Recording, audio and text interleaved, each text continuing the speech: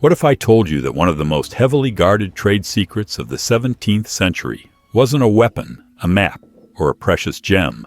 It was a root, a plant root so valuable, the Russian Tsars and the British Crown fought to control its monopoly. Smuggling it was punishable by death. This wasn't some exotic spice from a distant jungle. This was rhubarb. And here's the stunning paradox. That same plant, once a state secret and a cornerstone of imperial wealth, is now something most people only remember from their grandmother's pie recipe. It's been pushed to the sidelines, overshadowed by the bright, syrupy peaches and pineapples that fill our supermarket shelves. So how does a crop go from being a classified, strategic commodity to a nostalgic afterthought? The answer isn't that we forgot about rhubarb. The answer is far more calculated. We were given a reason to fear it, and then we were sold a convenient, sweeter alternative. This is the story of how the mid-century food industry declared war on the perennial garden and used the plant's own poisonous leaves as the perfect propaganda tool to win. So let's meet this outlaw of the garden, this springtime king. Botanically, we're talking about Rhubarbarum. And the first thing to get straight, it's not a fruit. It's a vegetable, a member of the Polygonaceae family, related to sorrel and buckwheat. Its power doesn't come from a delicate annual seed, but from a massive underground storage organ called a crown, or a rhizome. Think of it as a biological battery, packed with energy, waiting for its moment. And that moment comes incredibly early. This is its first superpower, cold-hardened persistence. You plant a single crown, a single division from a friend's plant, and you are making an investment that will pay dividends for a decade or more. While you're still starting your tomato seeds indoors, this plant is already pushing its first crimson and green stalks up through the last crust of snow. It is the very first real, substantial harvest in the temperate garden. A beacon of green life when the pantry is running low. Its second superpower is its nutritional defiance. In a world of sugary spring treats, rhubarb stalks are low in calories, but packed with things we actually need. Vitamin K for blood and bone health, a surprising amount of calcium, and a huge dose of fiber. It is a detoxifying, digestive tonic, masquerading as a dessert ingredient. Now let's talk about the taste, because this is where the modern disconnect happens. If all you know is the sickly sweet, gloopy filling of a store-bought pie or a jar of preserves, you don't know rhubarb. You know sugar with a hint of something vaguely tart. The real experience is something else entirely. I cut a fresh, crisp stalk from the plant here and snap it. The sound is sharp, juicy. This is the real thing. That vibrant, almost shocking pink color is a clue. The flavor is bracing, tart, and complex. A clean, botanical sourness that makes your mouth water. It has astringency. It has backbone. It demands to be balanced, to be partnered with, not just drowned in sweetness. It tastes alive in a way that canned fruit filling simply cannot. And look at this structure. I show a cross-section of the stalk. These strings, this crunch, this is the signature of a stem that has pushed through frozen ground. It's built tough. This isn't a soft, pulpy fruit bred for miles of travel. This is a hardy perennial vegetable that thrives in neglect and rewards patience.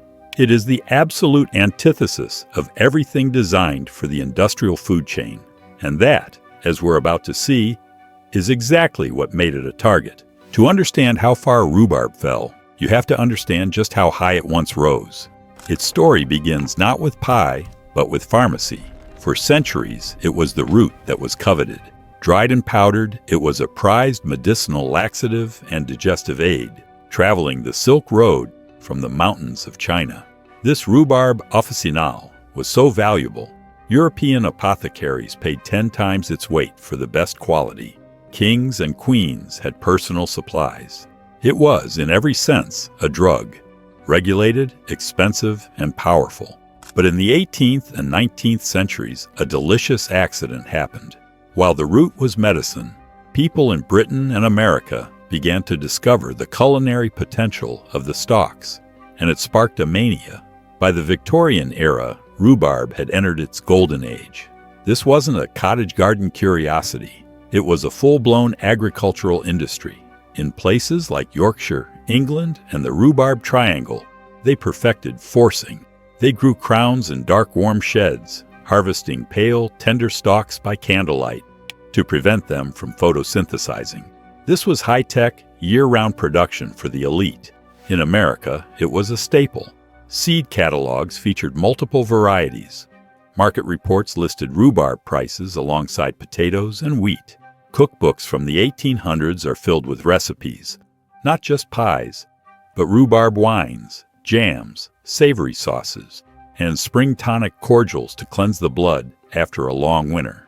It was the defining flavor of spring. This cultural importance didn't fade easily.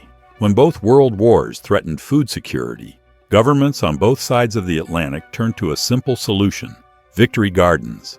And what was one of the most promoted plants? Rhubarb. It was on every recommended list. Why? Because it was reliable. One planting would feed a family for years, providing crucial early vitamins when other crops were just seeds. It was a patriot, a soldier on the home front. But the very traits that made it a wartime hero made it a target in the peace that followed, especially in America. The 1950s ushered in the era of convenience, of the supermarket, and of the canning industrial complex. Here was rhubarb's vulnerability. It has a brutally short, intense season.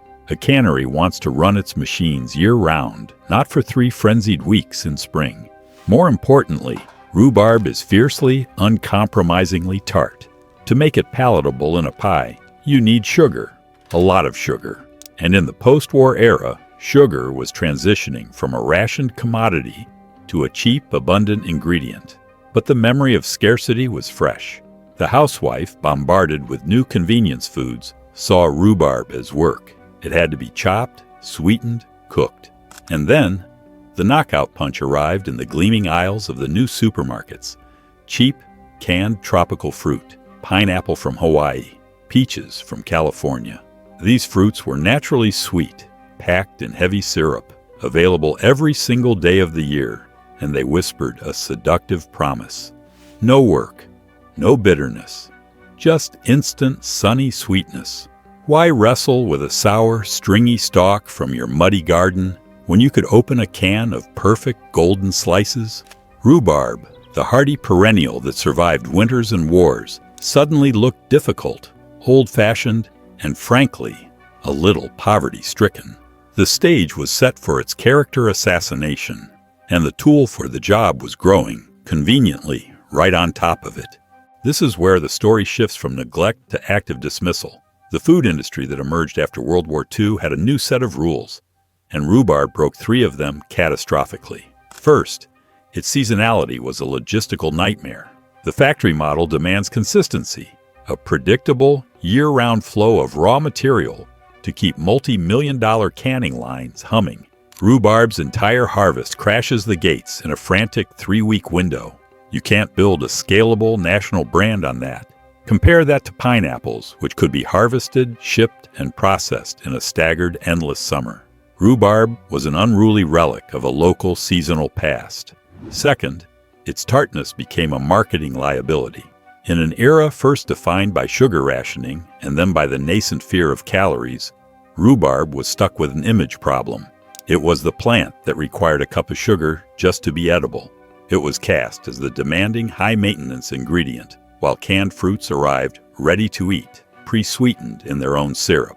They were convenient. Rhubarb was a chore. But the third, and most masterful blow, was a public relations campaign that weaponized the plant's own biology. The poisonous leaves. Here's the scientific fact. Rhubarb leaves contain high levels of oxalic acid and anthraquinone glycosides. If you eat a large amount, you could get very sick. They are not food. This was always true.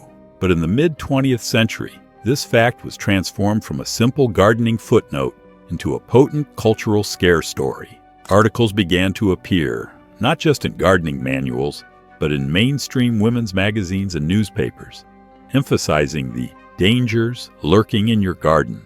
The narrative framed homegrown, natural food as potentially hazardous, a minefield of toxins that required expert knowledge to navigate.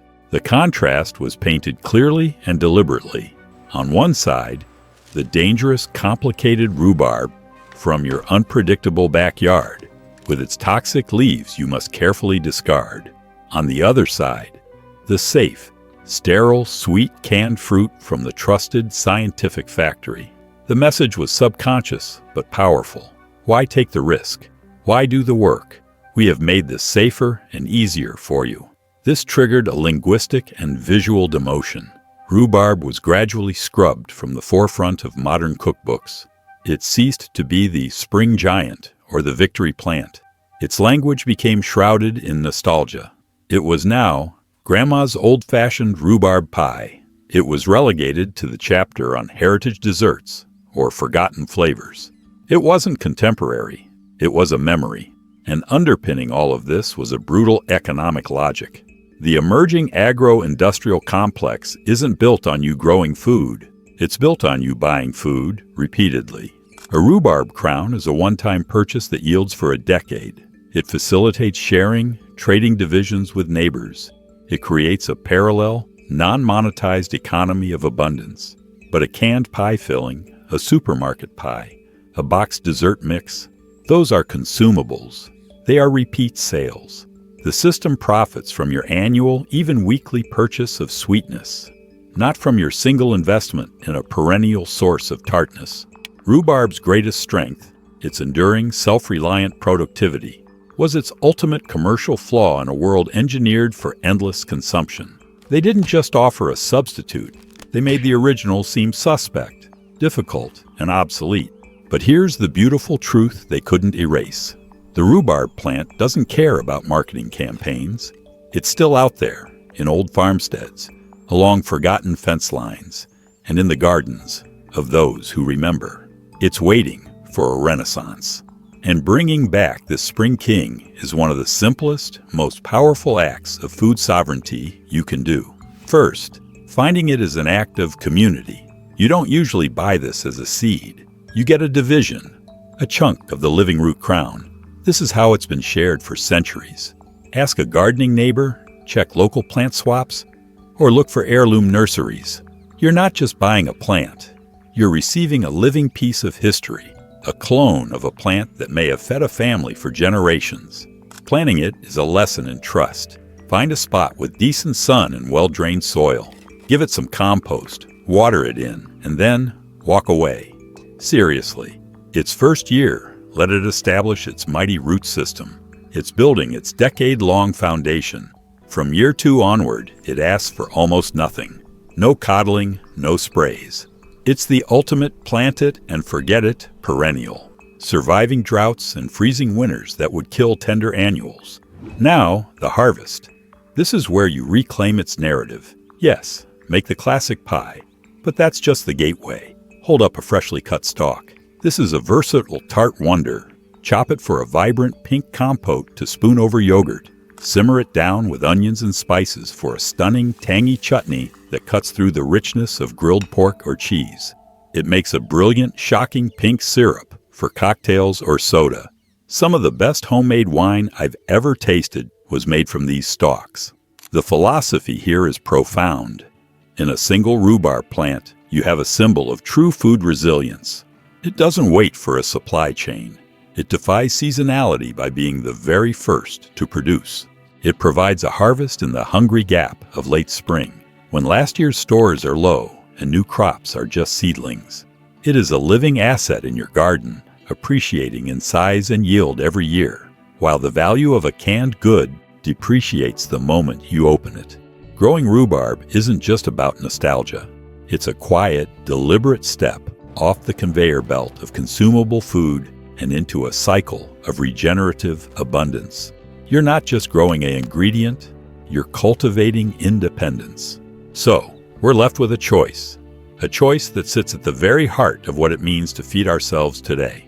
On one side, convenience, the endless shiny shelf of predictable, sweet, and safe consumables, a system designed for ease, but built on perpetual purchase. On the other, legacy, the enduring tart vigor of a plant that outlived trade monopolies and world wars. A perennial promise of food that asks for little, gives for years, and connects us to a deeper rhythm of the earth. What will you cultivate? The fleeting convenience of the can, or the living inheritance of the crown. At the Untold Harvest, this is what we do. We dig up the stories and the species that industrial food forgot. The plants that build resilience, not dependency. The ones that make us stronger, not just consumers. If this story of rhubarb resonated with you, if you believe in reclaiming these chapters of our food heritage, then help this mission grow. Hit that subscribe button, ring the bell, and let me know in the comments. Do you grow rhubarb? What other forgotten perennials are keeping your garden resilient? Thank you for watching. Until next time, keep digging deeper.